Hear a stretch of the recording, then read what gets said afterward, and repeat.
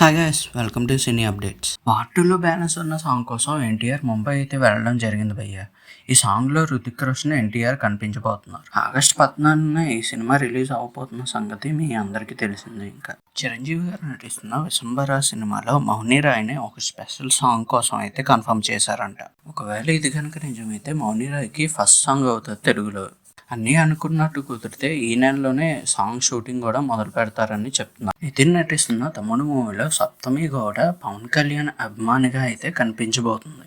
Malayalam actor Mohan Lal కూతురు విస్మయ మోహన్ లాల్ తన first సినిమాను స్టార్ట్ చేసేందుకైతే రెడీగా. ఇంక ఈ మూవీకి తుడకం అనే పేరుని కన్ఫర్మ్ చేసినట్టు మోహన్ లాల్ గారే అఫీషియల్ గా కన్ఫర్మ్ చేయడం అయితే జరిగింది. అంతేకాకుండా ఇందులో మోహన్ లాల్ గారు కూడా తన కూతురుతో పాటు ఒక ఇంపార్టెంట్ రోల్లో అయితే కనిపించబోతున్నారు. ధనుష్, కృతి సనన్ నటిస్తున్న తేరా ఇష్క్ మే సినిమా షూటింగ్ అయితే కంప్లీట్ అవ్వడం జరిగింది. ఈ సినిమాని నవంబర్లో రిలీజ్ చేసేందుకు ప్లాన్ చేస్తున్నారు.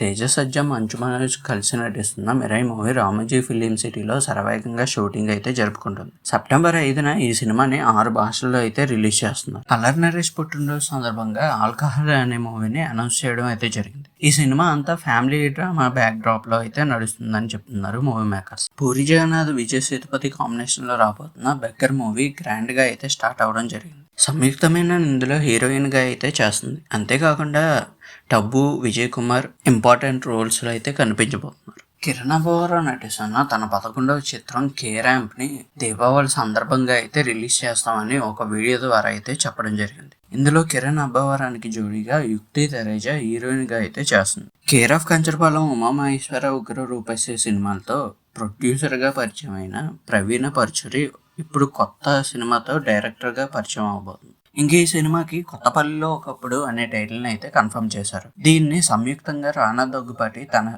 సొంత ప్రొడక్షన్ బ్యానర్స్ లో నిర్మించడం అయితే జరుగుతుంది.